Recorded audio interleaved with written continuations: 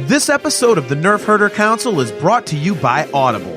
Visit audibletrial.com/NHC for your 30-day trial and a free audiobook download.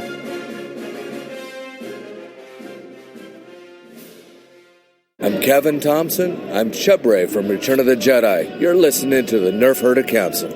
Why, you stuck-up, half-witted, scruffy-looking Nerf herder. You can't use that word. Only we can use that word. Why, you stuck-up, half-witted, scruffy-looking Nerf herder. You can't use that word. Only we can use that word.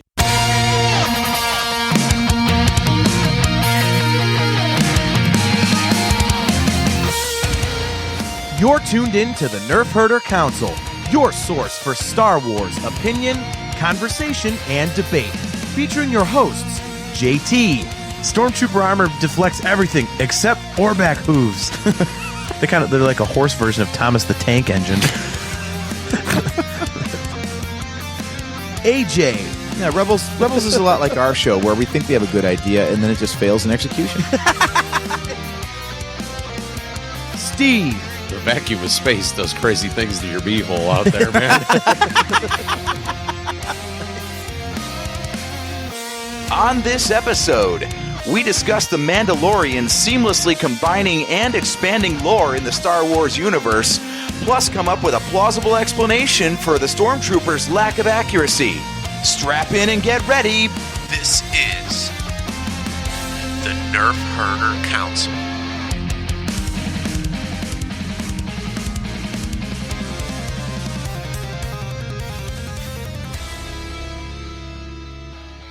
What is up, everybody? Welcome to another episode of the Nerf Herder Council. I am your host, JT, and with me is my co-host, AJ, my brother. So what's up, man? How's it going? Hey, it's been quite a week in our family, but we're here tonight. Things are good. So we are Steveless tonight.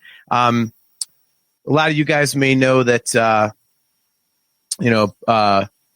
we took a little hiatus a few months ago. So during that time, Steve actually lost his father-in-law, and today would have been his father-in-law's birthday. So he is home doing the husband thing, hanging out with his wife. So condolences there. And AJ and I actually, almost a week ago at this point, we lost our cousin.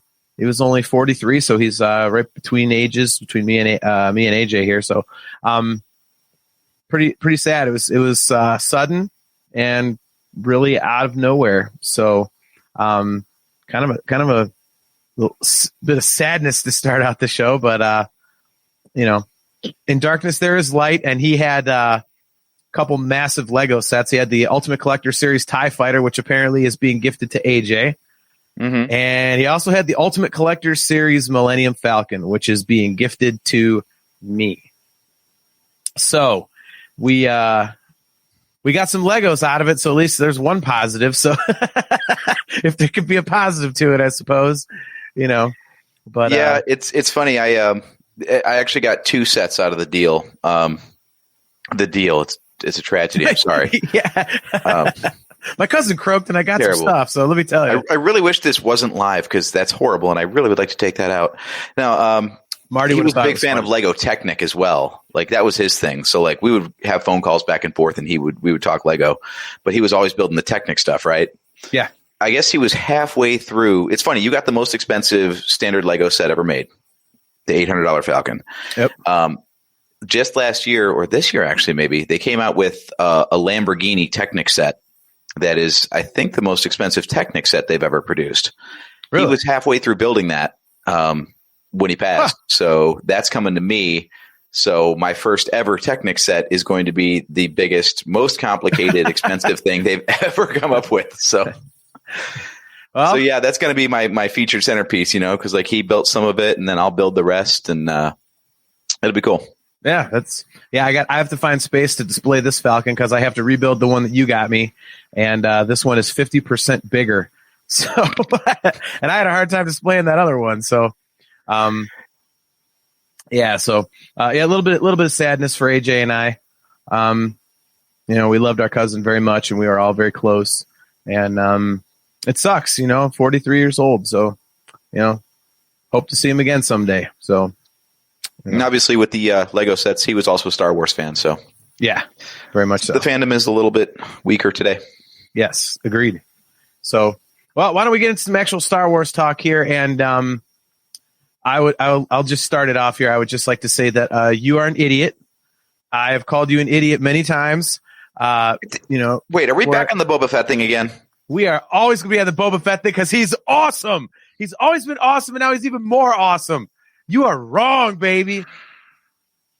No, yep. I misquoted. I'm not wrong. I misquoted, dude. I never said that.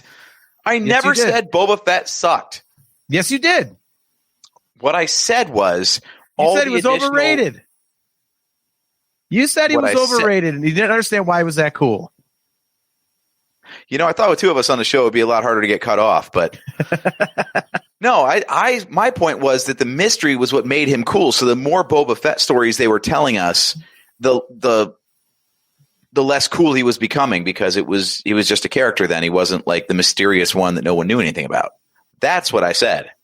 Okay. No, I was not in the camp of he went out like a punk in Return of the Jedi. What's so great about Boba Fett?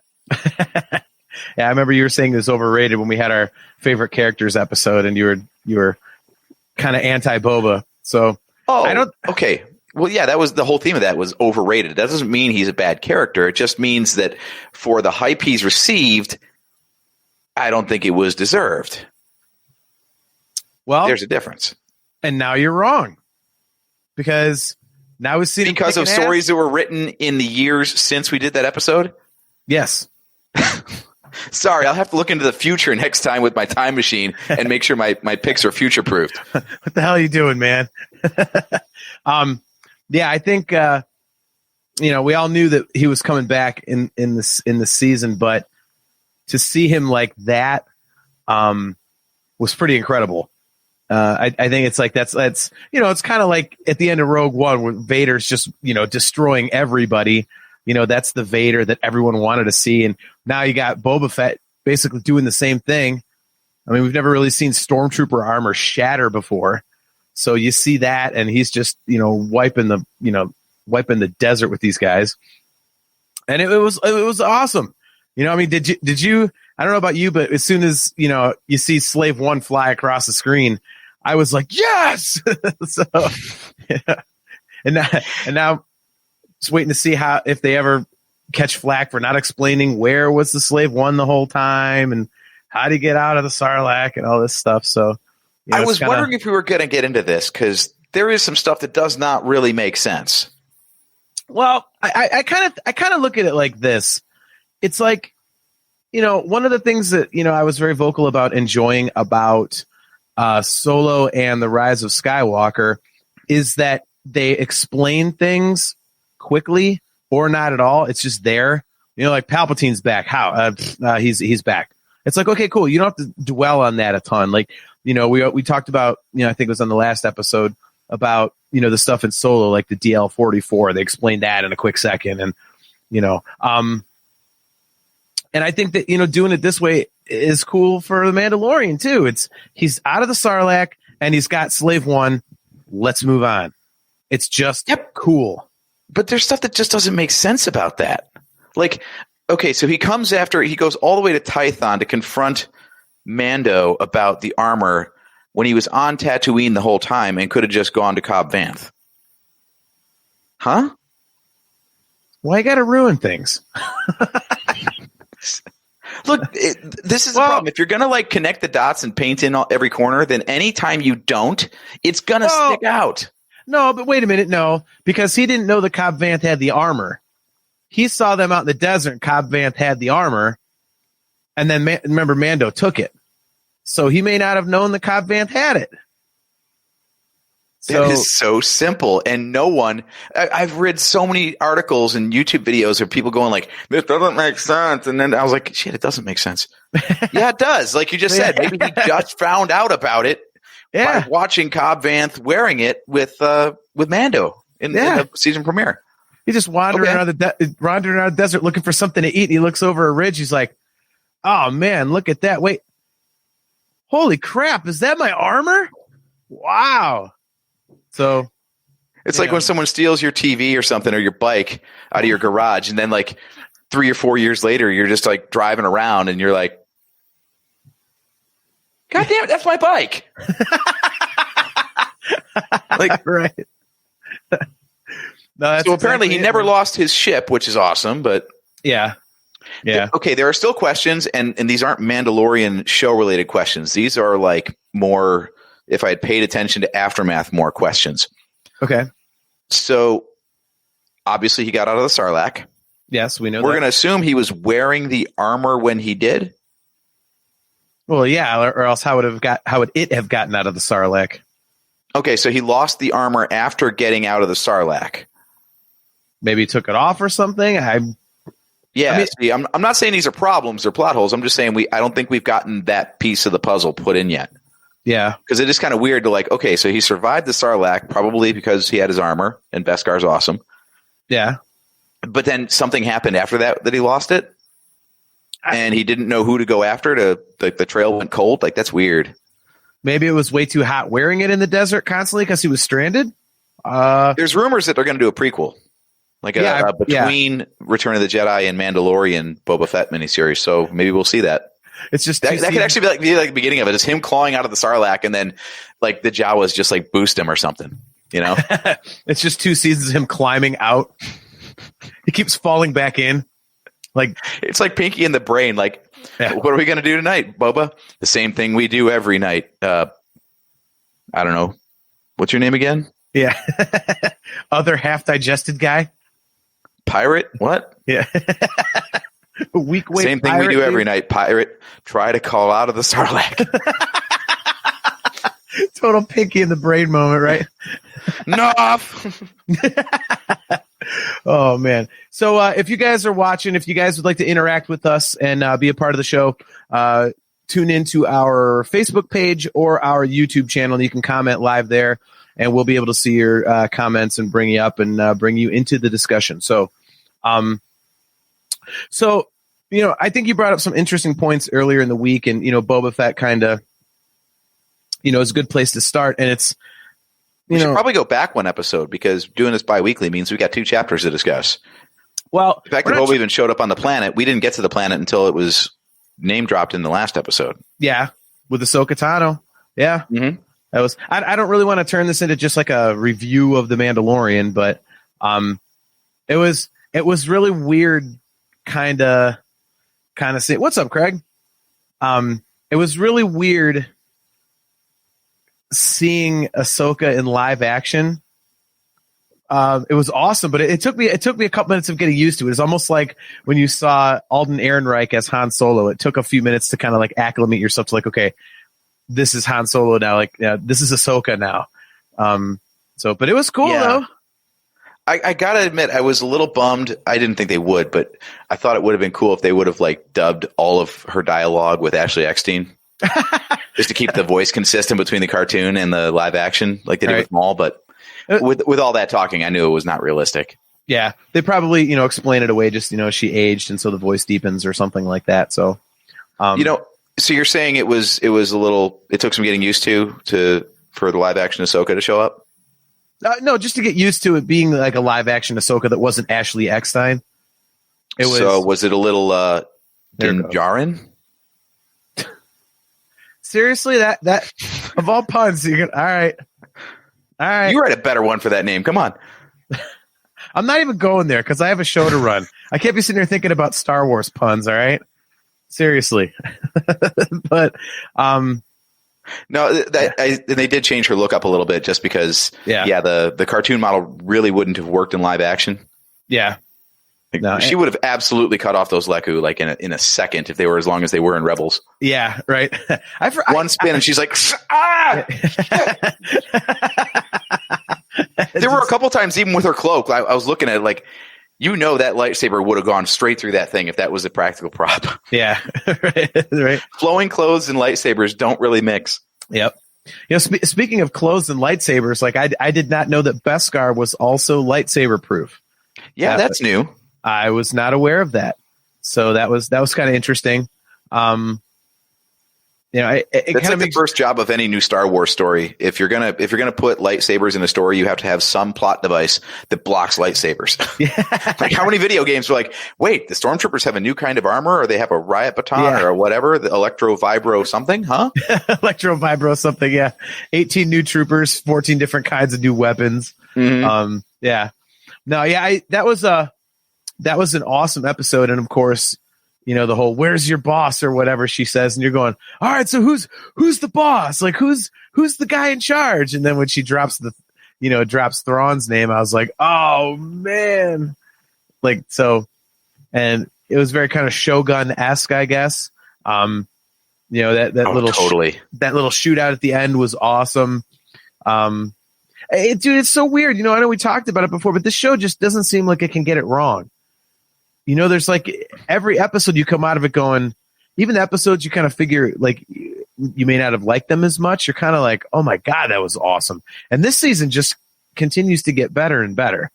So yeah, I'm really interested to see what they do with this whole Grogu thing. And now that he's in captivity and,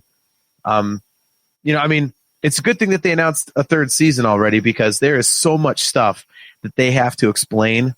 There is just too many plot threads. If they'd be like, okay, the show's over, like, you cannot leave it there like that, man. Like, we already had that. I hope the scope expands a little bit. Have you noticed, like, really? My one gripe with the Ahsoka episode was there's like 6 people in that whole episode. It's, I don't know, maybe I'm nitpicking, but it's becoming more apparent to me that like the whole thing is shot in like a 20-foot room. Like except for the nameless soldiers that she was cutting down at the beginning of the episode, you had like no more than 5 people on screen at any one time. See, I kind of like that though. It makes it more personal, I think. And it's also, if you start making it monstrous again, then it just kind of looks like a cheaper movie. And I don't know, maybe that's just me. I really love the way that they present this. So I'm a big fan of it. I think it depends on the locale. Like you go to the season finale last year and having all the death troopers and the stormtroopers lined up and all that, like most of them were digital, in the background. Yeah. But it's still, or maybe it wasn't. I think that might have been like a location shoot because they got all the 501st guys out there. Yeah, they had all the 501st guys. So those might have been actual costumes from fans and stuff. But like Navarro never felt small. Like the openness of the roads and everything. Like you saw enough stuff that you were like, okay, this is a big, open, arid place. What was the planet that Ahsoka was on? Oh my God, I'm drawing a total blank. I do not remember. Whatever it was, though, like it was wide open too, but it was so dingy and dark, like it felt very claustrophobic. Yeah, like, it didn't feel like an open space at all. And they were never indoors, I think, for like the whole episode. So that was just, it was weird. I don't know. I really liked it. I thought it was cool. I just like that it's more personal. I think it allows it to be more character driven. And so that's, I think it puts more focus on stuff like when Ahsoka Tano comes out, because then you're just solely focused on that and they can really get into her for an entire episode. And then you don't have to just jam her into everything going forward. Because I think if you have something that is in that large of scope, like if you think of the movies, I mean, going back to Boba Fett, perfect example. Boba Fett was awesome, but it's so big they can only have him in there for a couple minutes. And then everyone's like, well, who the hell was that guy? He was awesome. And now, stuff like Ahsoka Tano, they focused on her. So you got a big heaping helping of Ahsoka. And then, you get this big episode with Boba Fett now. And who knows what they're going to do going forward. But I think it allows them to focus on these fan favorite characters a lot better, which I think is cool. I like that. It does feel like this season is very much like a nexus. Like we were introduced to the characters last season to establish them. And now that they're going out and visiting new locales, they're coming across other established characters. Yeah. But they're not like you said, it's like almost like a cameo or like a guest star spotlight. Like we got Bo-Katan for one episode. Yeah. We got Ahsoka for one episode. We got Boba for basically one episode. Yeah. And like we know based on how the last episode finished, we're going to get Boba probably through the rest of the season. But after that, he'll either, go his own way, or people are saying he's going to die or something. Yeah. So I think next season, maybe we'll get back to like the core cast. This was more to like bring in these characters, test them out with the audience. And like, if they work, then, we've already heard like, oh, there's an Ahsoka series in the works, and there's Bo-Katan might be part of that, or we might see Sabine Wren, or there might be a Rebels sequel in live action. Like, yeah. Aren't we supposed to have Sabine in this season still, or are they? I haven't seen official Corvus. Thank you. All right, there we go. Thank you, Craig. On the bailout. Yeah, there we go. All right, good looking out. Yeah, because did they ever confirm whether or not that was Sabine that was hiding in the hood in the shadows? Like, I don't think it was. No, the person hiding in the hood in the shadows was Sasha Banks' character. Yeah, one of the Mandalorians. Yeah, which is, and I looked up her name. It's something with a V, but it's yeah, that's not Sabine. Yeah. Okay. So we're supposed to still get Sabine this season, aren't we? And since they haven't really done, that's what I thought. Now you're into rumors and speculation, and there are so many rumors and speculation out there about Star Wars right now. Yeah. Like, anyone pops up like, oh yeah, they're doing a series about him. Oh yeah, they're getting a movie. There's a trilogy, in fact. Yeah. Right.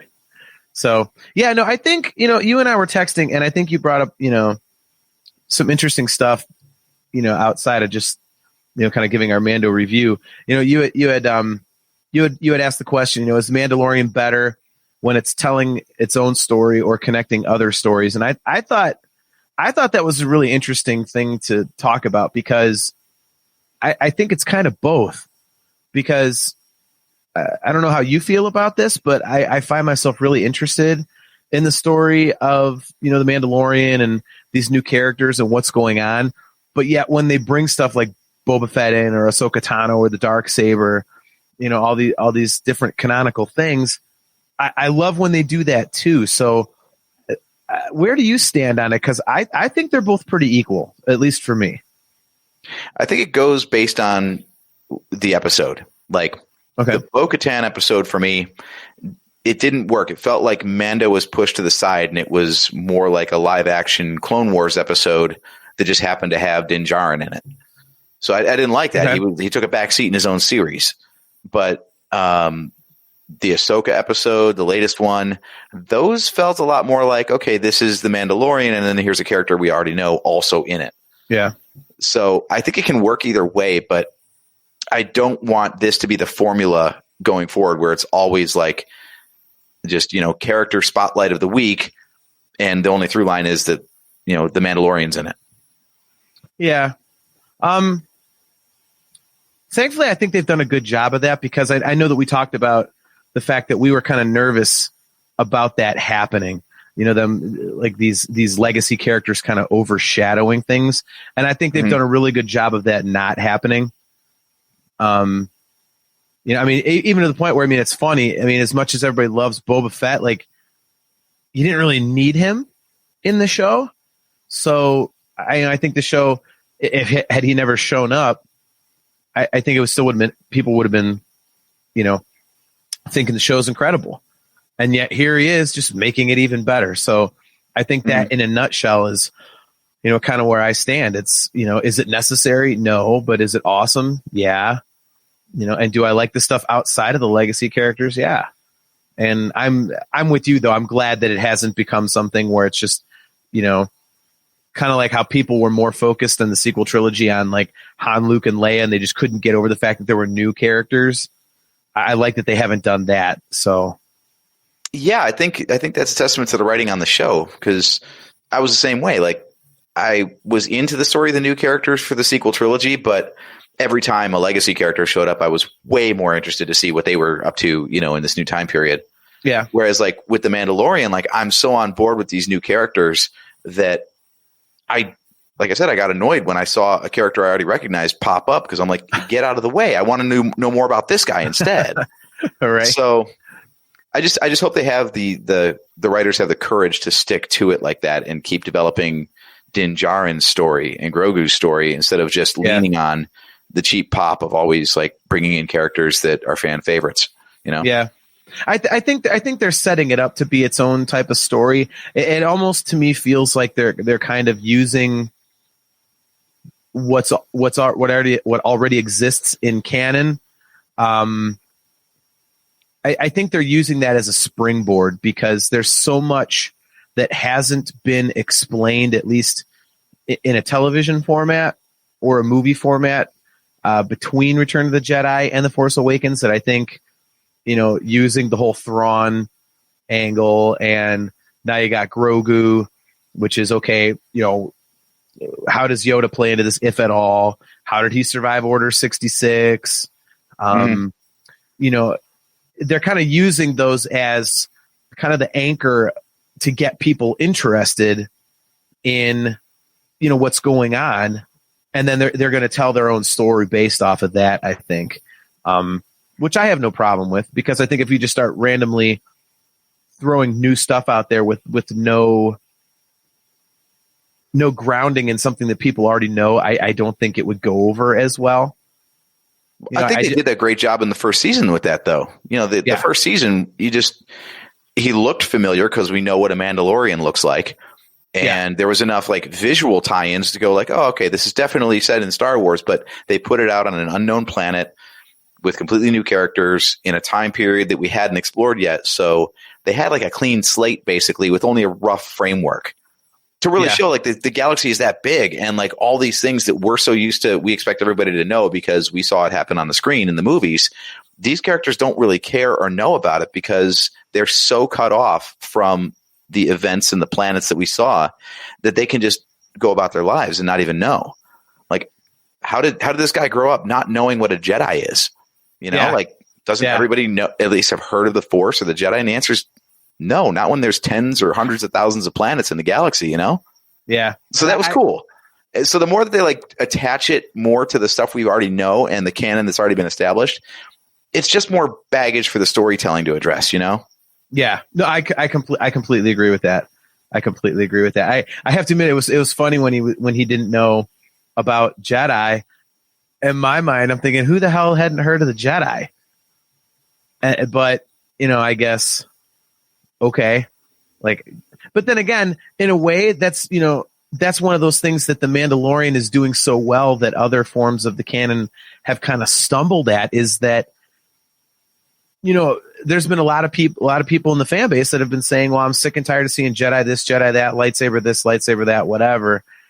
And it's okay, they're kind of making it special again.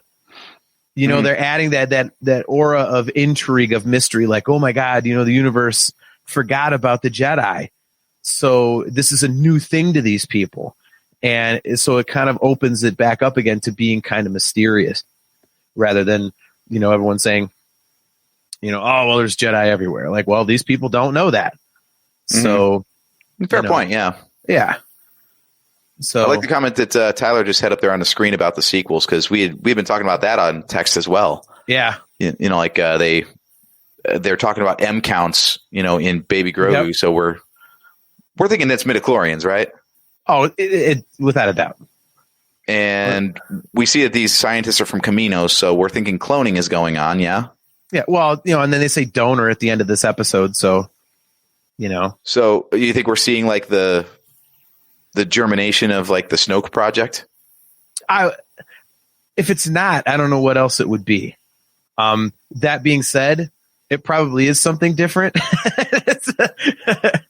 because it seems a little obvious that would be what it's for. But that would also mean that somehow, you would think that we're kind of seeing the birth of the final order. So, I mean, there's all kinds of stuff they could tie into the sequel trilogy there. So, have you read the original Thrawn trilogy from back in the 90s? Yes, it was a while ago, but I have read it. So, do you remember how the Clone Wars were defined in there? Because this is before the prequels, so it was just speculation on the name drop that Obi-Wan did in Episode 4. Do you remember that? I do not. So the Clone Wars were actually fought between the Jedi and clones of Jedi. I don't know if it was the Emperor, but someone attempted to clone Jedi, and what happened was they basically all came out insane. Okay. So it was the big was it Jorus Sabaoth was Yeah, the Jarus Sabaoth, yeah. Yeah, and there was like a Luke Skywalker clone too, and all this. Yep. So maybe they're like, because they love to pull from Legends. So maybe they're pulling that storyline where like they're trying to get Force sensitive clones because they're trying to clone Jedi as part of an Imperial project or something. That could be. I mean, they have been pulling a lot of that Legend stuff, so that's, yeah, I don't know. That's okay. So we've had this on the screen for a bit. Who do you think is going to be the one that responds to Grogu's rock call? I love that phrasing, rock call. Yeah. Sounds like something out of the Flintstones. So you sound like a rock. Hold on a second. I got to make a rock call. Hello, Pebble? Pebble? Yeah. Nice. No, I don't know, man. Like, it's more of a question, like, who do you want to see? Because there's like stuff in the comics as far as like who survived Order 66. There's at least like 24 confirmed Jedi that survived it. So yeah, you got choices, but who do you want to see? I mean, you have to kind of think the way they're going. Who I'd want to see, I don't really know, but I wouldn't be surprised if it's someone like Ezra Bridger, Force Ghost Kanan Jarrus. Ooh, that's a whole other thing. I never thought of a ghost being the person to pick up the call. Yeah, I mean, boy, how disappointing would that be for Grogu? He's like, "Oh, someone heard me. Wait, you're dead." Yeah, right. Yeah, like I don't want to learn from you. You died. Yeah, what good are you, man? And you went blind. Like you sucked at the Force. You could teach me how to take a lightsaber. That's about it. Yeah, take a hit. Yeah, I mean, Tyler says it. Ezra Bridger. I mean, I think that's kind of like the easiest thing to guess right now would be that it'd be Ezra. Personally, I hope not. Being someone who wasn't a big fan of Rebels, I'd be like, crap, because then me, they've got that giant wall they could film anything on as the background. I'm like, well, great. That means they can have live action space whales. That's what this damn show is going to do to me. It's going to come riding in on a Purrgil. Yep. Exactly. It's like they're going to show it at the end of this season. It's going to be Ezra flying in on one of those goddamn whales. And I'm going to be like, you got to be kidding. I cannot escape these things. If I see live action space whales, I'm getting my tattoos removed. No, you got to get them filled in with Purrgils. Oh my God. Yeah, it's your penance. That's what you get. I shouldn't have said that out loud. Oh my God. No, I have a hard time with this one because, like it seemed pretty straightforward in Return of the Jedi that like that was it for the entire order. Like Luke was it. Yeah. Now we've had to accept that Ahsoka wasn't a Jedi, so she doesn't really count, I guess. But how many more characters are they just going to invent that were alive at this time that Yoda just, I didn't know about that Jedi. Sorry. No, don't forget you can explain away anything. What they say in the prequels, it's like, I think it's time we inform the Senate that our ability to use the Force is diminished. Like, wait, that goes away? like, okay. So maybe there's like, crap. I guess we didn't see that guy. Like, maybe that's what, There's a lot of love for the Mace Windu theory. What do you think about that? I again, they have to be a Force ghost unless something happened, where he, I don't know, landed on a pillow factory or something. Like, they're saying he could have survived that fall. Yeah, no one could have survived that fall. Look, Darth Maul survived. As soon as Darth Maul was brought back in the Clone Wars, all bets are off. Yes. Yeah. And Fennec Shand has robo-guts. Yes. I get like legs and arms, but like, what does she eat? It's like baby food. Haven't you ever seen RoboCop? Duh. Good point. I actually just watched that whole trilogy. Oh my God. You watched the third one? Mm-hmm. Even the second one's kind of. Oh yeah. Yeah. It's total dreck, but I'd never seen it. And I was like, all right, I got to see how bad this is. Yeah. But no, the second one's tolerable. After that, it's just garbage. So, Bolt. Hey, man, Aaron Kirshner made the second one. We had to watch it. That's true. That's how do you go from Empire to RoboCop 2? Oh well. Anyway, yeah, I mean, Proof that it's just a job for some people. Joseph says Yoda or Yaddle. Yaddle would be. That's just one of those nerd characters. That I mean, I would love that though. I mean, I was talking about the writers being, like bold and courageous enough with their storytelling. That's bold. You want to bring Yaddle back? Yeah. Go for it. I want to see that one come out. I mean, people If can you can redeem Yaddle. Holy crap. You can't. I mean, you can't even people barely see her on the Jedi Council. Much so you know how many fans would be like, "Well, who the hell is that?" Like, so yeah, I mean Yoda, I'd be okay with Yoda because I mean I love Yoda. Who doesn't? But yeah, I don't know. The Mace Windu thing would be cool, but I mean, the thing of it is, I definitely feel like it's going to be a character that was already established. They're not going to invent a new Jedi. I was just about to say that, like, because people now want to see something that they know, and so they're not going to settle for Bob Jones. It's some guy just shows up like, I got your call. Who the F is this guy? What if the answer is nobody? Seriously, what if nobody heard the call? It'd be like the most pointless thing ever. Well, that was what Ahsoka said. She's like, look, there's not many Jedi left, so there's every chance that no one's going to hear this. Yeah, but it's a total Ryan Johnson move. It's a total Ryan Johnson move, man. Yeah, but people heard that call. That's the thing. In the Rise of Skywalker, you found out everybody heard that call. Like, you don't just send out a distress signal and have it be like, oh, nobody got it. Like, especially like Grogu spends half the episode, with this shimmering blue light flying everywhere that, protects him and no one can get into this force shell. And then nothing happens from it. Like, that was pretty pointless. Okay, let's run down some of the theories I've heard because there's some crazy stuff going on out there. So we've already talked about Mace Windu being alive. Okay, there's one. Palpatine. What do you think of that?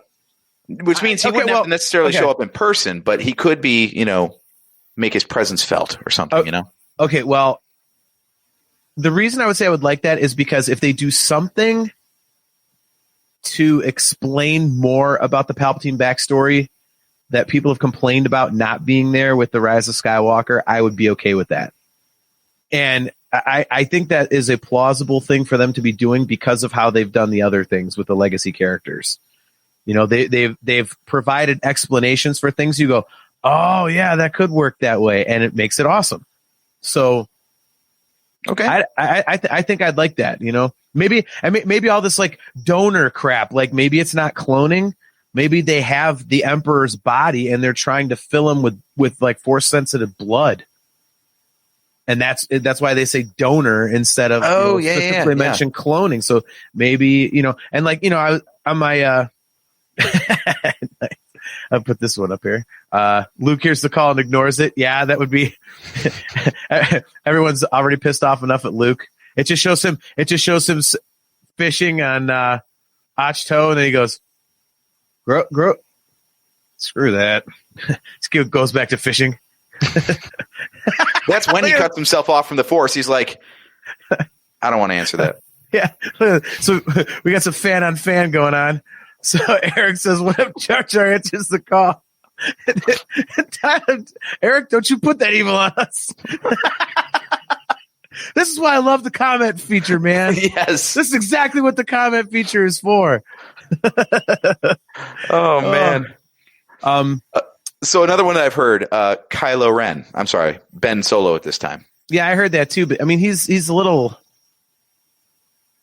He'd only be like, isn't it like 4 years old or something? Yeah. I think I read 4 years old because I think I read something that said that's the significance of the blue butterfly. It's in something that's in canon right now. Like there's some, it ties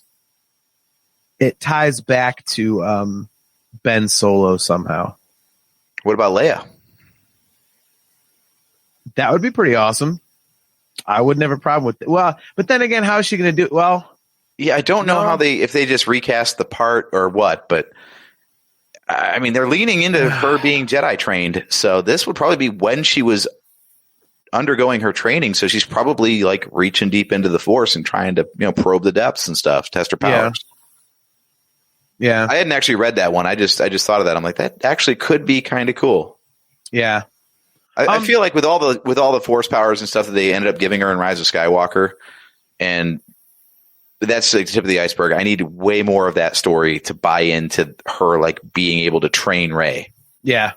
Well, I mean, like we were talking about, one of your other points that you had brought up was the fact that, the Mandalorian is able to, bring these things into canon and expand on them and do it well. Whereas so many of the other, cartoons or books or comic books or whatnot, they've not really been able to pull it off. And I think because they're so good at it, maybe Leia would be something that they could actually pull off.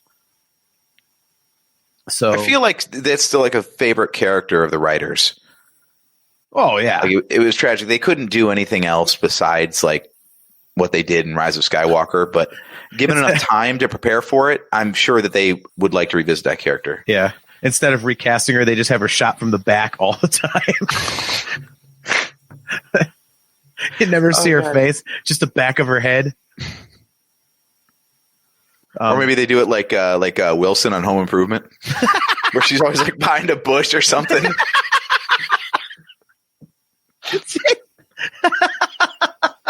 They get a little too real. They like pull in a global, like a galaxy wide pandemic, so she's always wearing a mask. All you can see is her eyes. They bring COVID into the Mandalorian so they could recast Leia. The call sheet goes out and they're looking for actresses that look like Carrie Fisher from the nose up. Are you a white chick with brown eyes? We've got a role for you. Oh my gosh. Have you heard any more rumors? Because I think I like those. And, again, I think if I was to have a favorite, it would be either Palpatine or Mace Windu. The only other ones I've seen rattled off, we kind of talked about. Who else would be alive? We got Cal Kestis from Fallen Order, or at least he hasn't been killed yet in canon. That doesn't mean he's alive at this time, but he isn't dead yet. So yeah. Or what was his mentor's name in that story? Siri or something like that. Yeah, something like that. God, why is my memory crap tonight? There's only two of us. I should be able to focus more. I'm not even drinking, man. I'm having iced tea, for God's sakes. I'll be honest. I ran aground in that game like about halfway through, and I just watched a Let's Play for the rest of it. So I saw the story play out, but I did not play through it. Oh, that game was I never amazing. got good enough with the lightsaber combat, man. And my stupid, first gen PS4 takes like 5 minutes to load every time I died, so I got sick of it. I love that game. I played the hell out of it. Yeah, I'm with Tyler. If it was Cal Kestis, that'd be awesome. And it also wouldn't be very jarring to see him live action because there's already a live action actor. Yeah. So that would be really cool. Plus we'd get BD. We get BD1. Oh, that would be fantastic. So that'd be cool. Add another droid in there. That'd be fun. Oh, Tari Vizsla. Are they going to bring in Tari Vizsla? Okay. Am I saying that right? I think I'm messing it up. Is now Tar Vizsla, again, I'm blanking on names. Is that the person who found Django? Made Django a foundling? I thought so, isn't it? Correct us in the comments if we're wrong here. So this would have to be a flashback of some sort then. Because the story I remember from that, at least, again, this might be Legends by now, was Tar Vizsla was killed, and that's when Django took up the armor and the mantle of being a Mandalorian at that point. So I don't think he'd be alive at the time of the show. Maybe he was a Jedi too. Remember the sequel trilogy, like everyone's a Jedi. Broom Boy, like Finn, like, so who knows? Apparently people fart the Force for all we know. Like, right. So you've got the Force. You've got the Force. You've got the Force.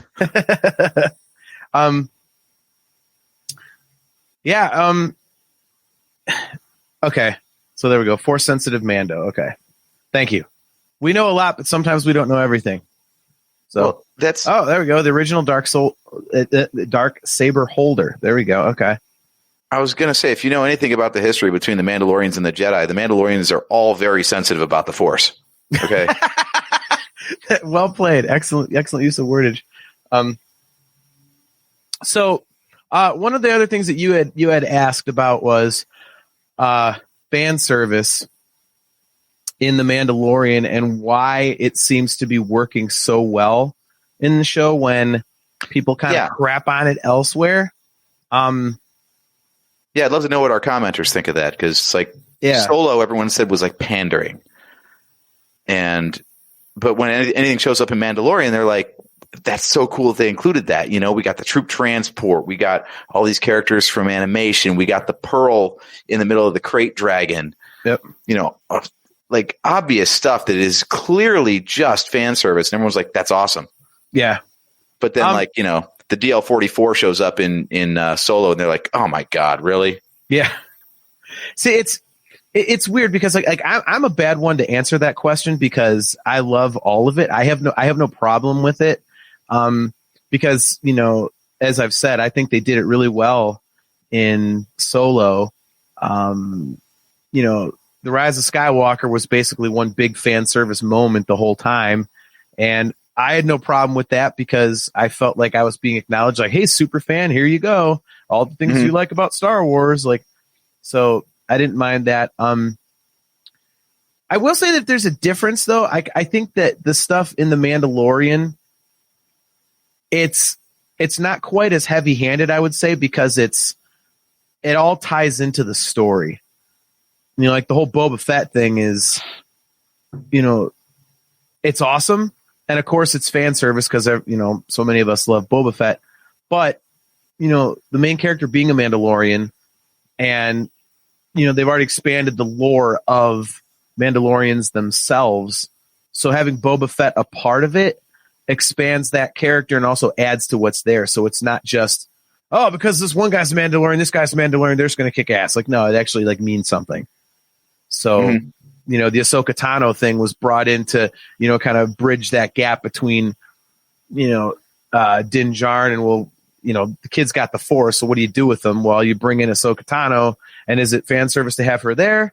Yes. But you need someone to kind of push the story along to say, well, here's what you need to do to get him with someone that can actually train him. So that wasn't just, hey, here's Ahsoka Tano. She's back, with her 2 white lightsabers for a while. So, So I think it is a little different, but I'm probably a bad one to answer. Yeah, I guess it varies on execution again. Like Force Awakens, when Finn is rummaging through the stuff on the Falcon, the introduction of the Falcon alone was just like a blink and you'll miss it while they're running towards the quad jumper. Yep. Actually, it wasn't even there in the shot. It's like, that ship's garbage. Okay, on we go. No, it was there. If you slow it down a ton, you could see it in like a frame or two. Oh, okay. Yeah. But then when they get on the ship, and he's rummaging through for, I think it's like tape. Yeah, after Chewie gets shot in the arm, he's rummaging through for like a bandage. And he just holds up the training remote, right up for the camera, here you go. Yeah.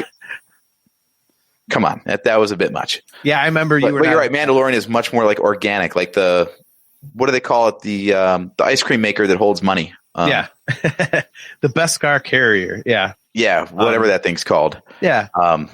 Total fan service to put that in. But it was done in a logical way. And it's such an underground fan thing too. Mm-hmm. Only super nerds like us that go to Celebration and cosplay, even some really hardcore fans that I know, they're not quite as nerdy as we are, but they're up there and they're like, what, that actually meant something? And I was like, oh yeah, that meant something. People like us, like a Cam Taro or something. Yeah. Something weird like that. I really got to start remembering these terms, but I read so much all the time about these things that the words are kind of in one ear and out the other. Yeah. I got to start writing this stuff down apparently. But yeah, again, I completely agree with you in that it's handled more in a story fashion. And like you said, I mean, you used the perfect example when, they just pull up the training remote in Force Awakens and chuck it, like, oh, not this. You're like, oh, I remember that. So yeah.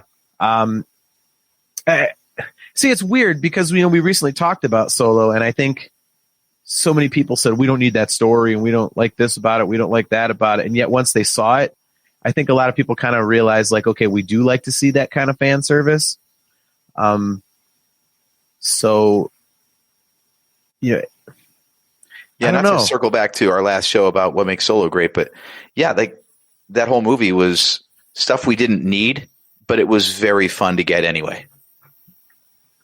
Yeah, I think that again with Mando, and I thought that with The Rise of Skywalker. I mean, I'm kind of in the minority, but I thought that the fan service stuff was actually cool, and but again, I think you could look at it as heavy-handed because it was kind of like I was sitting there the whole time, like thinking like they're kind of looking at me with a lot of the stuff that they're doing. The way they bring Lando in, which is kind of like this big monstrous entrance, and it wasn't, whereas, the Mandalorian with Boba Fett, it was kind of subtle. They just pan across. You're like, oh, there's Boba Fett, boom, off the screen. You're like, what the hell? Like, so, yeah, it's weird how they do that stuff. And even in like the cartoons, when they bring in the old characters, it's kind of, I don't know. Mandalorian just does it differently. It feels so much more organic. Yeah, smooth. It's like it actually belongs there. It doesn't really feel shoehorned in there. You know what I mean? Yeah, I think like you said, they do a much better job of integrating this stuff so it feels like it should be there instead of like shoehorning it in. One of the details I noticed, for example, is like Stormtrooper armor apparently shatters like the Praetorian Guard armor in Last Jedi. Yeah.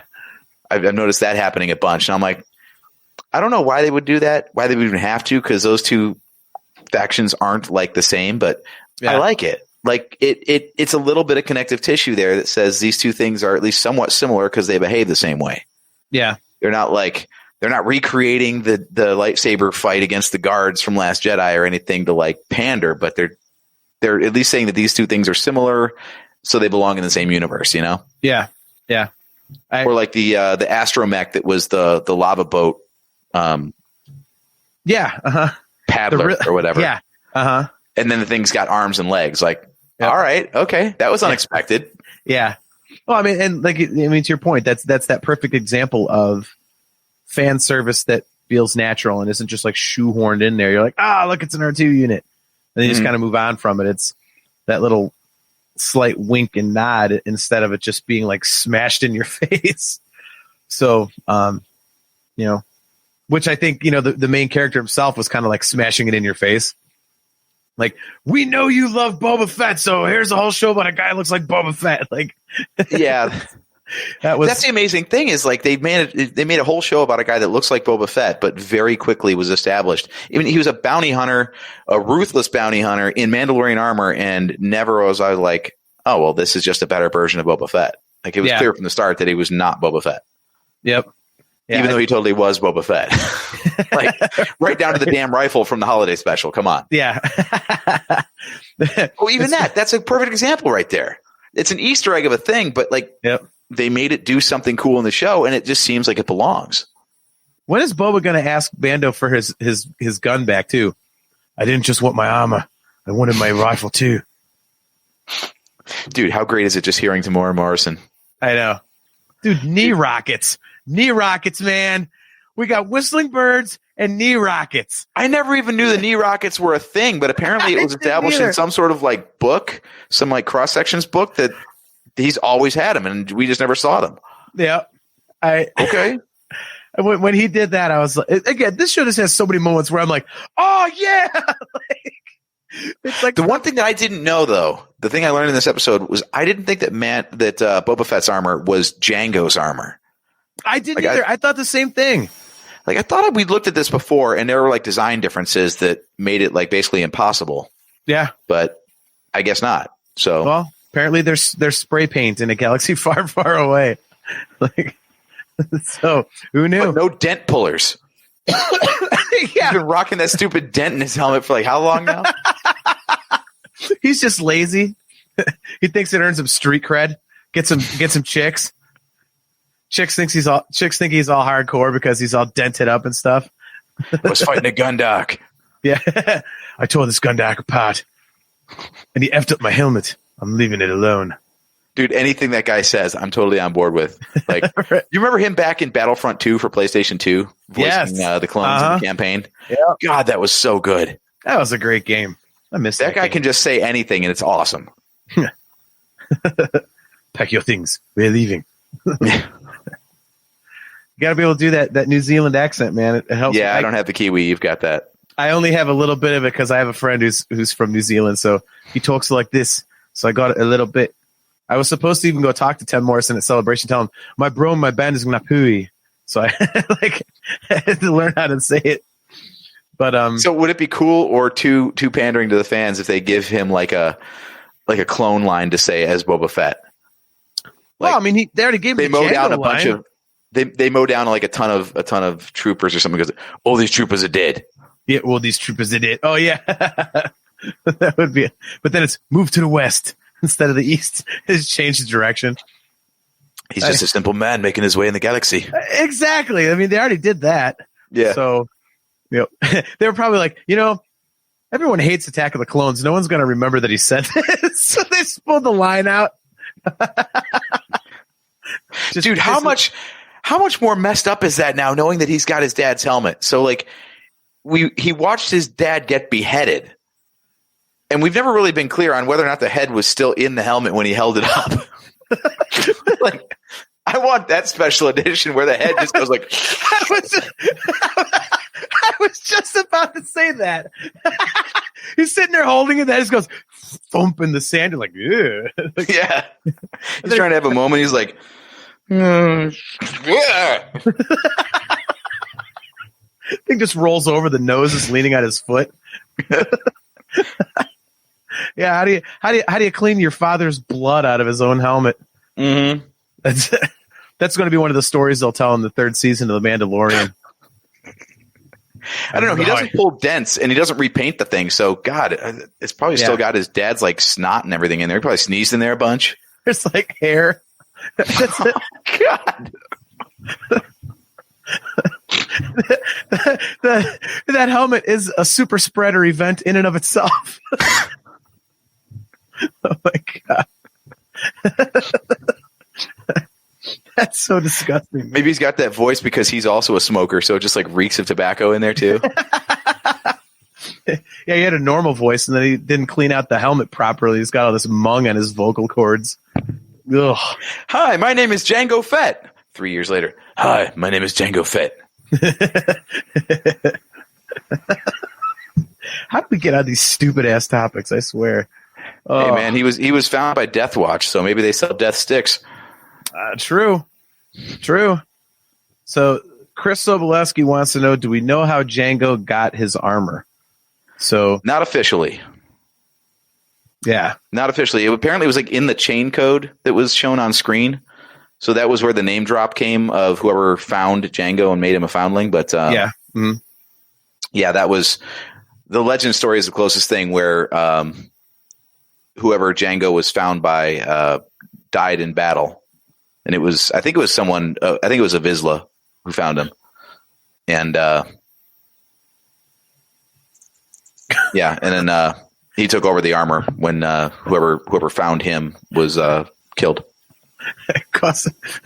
Eric Geyer's tree fitty.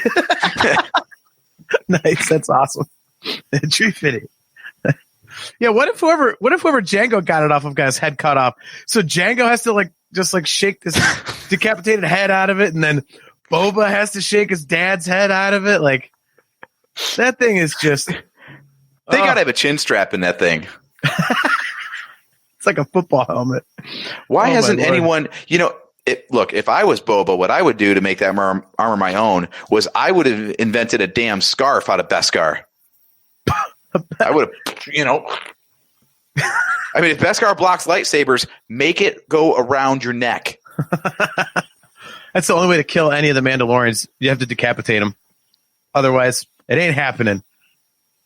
That's the one thing that Mandalorian's totally doing. He's pulling a page out of Captain America's playbook. Captain America is very much not bulletproof or laser proof or anything, but the shield is. Yes. So where do the bad guys always shoot? right at the shield. Yep. How much of Mando is actually covered by Beskar and how much isn't? And what happens? They always shoot at the damn Beskar. Quick, shoot him in the arm with that big metal part. That'll teach him. No, I want to hit the shiny bits. Yeah. Shiny bits are bonus points. Sir, I think if you hit him in the flesh, it'll kill him. No. Just trust me on this. Again, though, he is getting shot at by stormtroopers, and they miss everything. So maybe they're aiming for the Beskar. God, that drove. Okay, that was the other thing about that Bo-Katan episode. That Bo-Katan episode was like such a Rebels episode. Yeah. I mean, they're in a friggin' hallway, 15 feet apart and only 6 feet wide, and the stormtroopers miss them. What the hell? You know me, and when they start doing that with stormtroopers, that was one of my biggest complaints about Rebels. They're like 3 feet apart. It's like point blank range, and the bullet, the blast is going zoom, zoom. Like, come on, man! Like, seriously, whatever happened to only Imperial stormtroopers are that precise? Like from Episode 4, it's like the only time that I think we can recontextualize that now. Obi-Wan was definitely throwing shade. Like, only probably the blaster bolts were like all over the damn places. Like, only Imperial stormtroopers are this precise. We got to go rewatch the special edition because they made the sandcrawler bigger, and there's like shots up in the corner and by the windshield and everything like that. That real precise, guys. Yeah. I got him. Sorry, sir, doing my best. The stormtroopers are just the asshole family from Spaceballs. He's my cousin. They get to the Lars homestead. Fire a warning shot across their nose. And we saw how that went. Yeah. It's across their nose, not up it. Oh, my God. We are such morons. So I like our version better. I know. We got to start rewriting this stuff. If only we had the means to make these movies. All right, so we got 2 weeks before the next episode, which means we're going to wrap up the season before we reach the microphones and the cameras again. So what do you think we're going to get? I wouldn't be surprised to see Sabine Wren, because I thought that was supposed to be like a thing. And we also heard the rumor that she and Ahsoka were supposed to be in the same episode.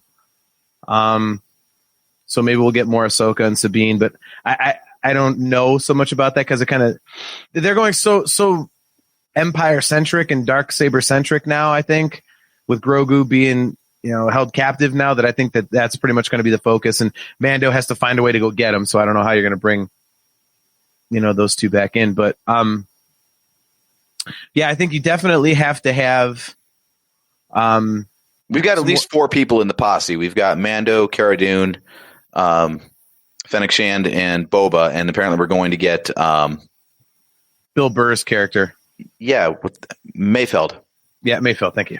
Yeah. So how do we forget that? 5 people. We're blanking on everything tonight, man. We suck. No. Just I'll start thinking of it as a Browns quarterback. We got Baker Mayfeld coming in there. Yeah, right. Yeah. I mean, they're gonna have. There has to be something more about the Darksaber because they haven't said a thing about it. Mm-hmm. Except for this last episode where he's like, oh, remember one of these or whatever he said to Grogu about it. Yeah. Honestly, I wouldn't be surprised if we get like a split second Thrawn sighting because he was mentioned as, the head honcho. So maybe like he just walks out at the very end of the last episode as like the major cliffhanger. Yeah. Or they just show like a silhouette that kind of looks like him and then these red eyes, like the open up and like that's how like we would know who it is. But the average fan would not. Mm-hmm. I don't know. One thing I wonder, and I don't know if this will be this season or next, since Mando doesn't have a ship anymore, are they going to kill off Boba Fett? And is Mando then going to inherit Slave One? I could see that happening, unfortunately. Yeah. I don't want to see Boba dead, and I'm already pissed that the Razor Crest is gone. Who knew we were so attached to that ship, by the way? Were you as shocked when that thing blew up as I was? Well, they've never blown up a ship of that importance in Star Wars, have they? I I mean, the Falcon would be like the closest thing, and it always survives. Don't you verbalize that ever. I said it always survives. Yeah, I'm saying don't you verbalize them blowing it up at all. I mean, hell, Luke's X-Wing survived, a swamp and an ocean. Yeah. Well, I mean, it was funny. We were talking about Razor Crest. How he's just magically has all these parts to repair it. Well, so finally they're probably like, all right, look, you're not going to get out of this one. They blew the crap out of it. Right. Yeah. Enough with the friggin' ship already. Yes. So Eric Geyer says, again with the ship. All right. We know how to get out of this one. Yeah. I got this. All right. So Eric Geyer says Thrawn would be an amazing intro, could lead to another series. I'd be into that. Mm-hmm. Tyler Burkhart says I wouldn't be so upset if they kill off Boba since we just got him back. I disagree. I think a lot of people would be pissed if they killed off Boba Fett. Wow. So because he just came back, you don't care if he gets killed? I think it would be too big of a tease. I think he's too big of a character to do that to just say you see him for a split second at the end of the first episode. Then in the 6th episode, you got him destroying everybody. And all of a sudden he's like justifying why he's a fan favorite. And then he's dead. So, Well, Tyler says he would be upset. Yeah. Oh, okay. Yeah, me too. Like, I think the best way to write him out is just have his debt to Mando be paid, and he just goes off into the galaxy. Points unknown. Leave it open for future storytelling if you want. Never pick up the character again if you don't. Whatever. Yeah. Or maybe Mando steals the ship, and that's how they become enemies, and then there's, he's hunted by Boba. Who knows? Maybe Boba actually killed the Sarlacc from the inside, and that's where he lives. Maybe he just goes back to the Sarlacc. Could be. Who knows? Yeah, he never left the Sarlacc. He was just living in it. Right. He somehow killed it so it wasn't digesting him. It takes 1,000 years to digest anyway, so you might as well set up shop while you're waiting. Yeah. Build a house. nice porch. So what do you think that we're going to get? I think most of it's going to take place on the ship. I don't think we're going to find like a new planet or an Imperial base because we don't know where Moff Gideon is actually going right now, but they're still on the ship, right? Yeah. It was cruiser. There. Okay. Yeah. Mm-hmm. Yeah. So, we're going to see an epic fight with Dark Troopers, which is going to be awesome. Where did those come from? I was not familiar with those. Video games. Those are an invention of the mid-90s PC games from LucasArts. Okay. All right. Yeah. So they've had like a couple different iterations. Obviously, they're going to tweak the design somehow for this, but even in the video game itself, there were like 3 different phases. There was like the prototype, the V1 and V2. So the further into the game, of course, the tougher and bigger and badder they got. So there's all that stuff to go from. Whoever Grogu made contact with has got to show up. Yeah, or at least like a name drop or something. Maybe Ahsoka plays translator again. Yeah. Maybe we'll get Grogu's first words. Maybe this is how he like figures out how to speak again or something. Or his species, or his homeworld. Ooh, that'd be interesting. Would you like that if they brought in like a whole planet of Yodas? I don't think I would. Look, it was ballsy enough to even invent Grogu in the first place. I don't need too much of it. It's the Boba formula, right? Like, keep it light. Don't paint in too many corners. Yeah. Actually, if you think about how many Mandalorian centric stories they've told, like we've gotten a lot of development on Mandalorians in general. Between Clone Wars and Rebels and now the live action stuff, like, damn. They're like the Mandalorians are like the Klingons of Star Wars. That's exactly. Yeah. Where like they showed up a few times originally, and then like 20, 30 years down the road, the writer's like, you know what's cool?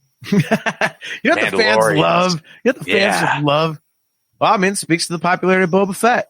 Everyone went nuts for Boba Fett, so like, let's add more guys that look like that. So, all right. Well, I like Chris Obolewski's last comment there about seeing life on the core worlds. We've been, like living in the outskirts in the outer rim. I wonder what's going on with what like Coruscant looks like, right? Yes. Like, I what would are the agree with that. strongholds of the Empire? What are those like now? That could be interesting. I think that'd be cool too. I completely agree with that. So, all right. Well, why don't we leave it there for this episode? Thanks everybody for tuning in. Everybody that is commenting along and taking part in the show, we appreciate it. We do this every other Wednesday at 8:15 p.m. Eastern time. So 2 weeks from tonight, it would be December 23rd at 8:15. So tune in. So right before Christmas, we'll be right here live. As usual, you can, for some reason, none of the YouTube stuff was coming up tonight. Only I don't know what this thing is doing. So anyway, so I guess the best place to do it is either our Facebook page or YouTube. If YouTube is working, I'll have to email about that. But anyway, thanks for taking part. One of the things that we definitely want to do coming up is do just kind of like a chat. Just kind of come in here with no topic and have you guys just start asking us questions and see where it leads. We thought that'd be kind of fun to kind of have like an open discussion about stuff. And so that's good. So real quick, once again, I want to send out condolences to Steve and his wife, Gwen. We said at the beginning of the show that Steve lost his father-in-law while we were taking a break over the summer. And today would have been his birthday, so that's why Steve's not on the show. He's spending the night with his wife. So we love you guys, and sending lots of good vibes your way. So obviously, AJ, you and I, saying goodbye to our cousins last week. So that was very sad, but it was awesome to have him around for 43 years. We were all very close, so that was cool. Mm-hmm. And a quick moment of silence also for David Prowse. David Prowse, yep. We lost Vader, so yeah, Vader's gone. So anyway, as usual, we are brought to you by Audible. Go to audibletrial.com/NHC for your 30-day trial and a free audiobook download. If you would like to get customizable Nerf Herder console swag, you can do that at shop.nerfherderconsole.com. You can find the show pretty much anywhere you look up podcasts. The audio version is now going up again, so if you'd like to hear a replay of this, you can definitely find that. Our main platform is Spreaker.com. You can find all of our episodes there. They do go back several years. And the website is nerfherderconsole.com. If you'd like to send us a show idea or general feedback, you can do that, nerfherderconsole@gmail.com. And if you are listening on podcast apps and all that, give us all the big reviews and 5 stars and all that kind of stuff, depending on whatever platform you're using. Just say that we're awesome. Like, share, and subscribe. Yes. See, I'm terrible at this stuff, man. You ought to be doing this, not me. I'm terrible at this crap. I watch my YouTube videos. So you like the video, then you share the video because people like to be served with YouTube videos. You subscribe to the channel and hit the notification bell to be notified when we're going live. Okay. So that's it. See, I'm terrible at this crap. I'm just like, I'll watch the show. May the force be with you, Joseph. Tyler, thanks for tuning in, man. Hopefully we'll see you again. Craig, Eric, good to see you. Chris. Until next time, I am your host, JT at Dog Pound Jedi. He is AJ. At Drake Adams 579. The show page is at NHC Podcast. And we will catch you on December 23rd at 8:15 p.m. Later, everyone.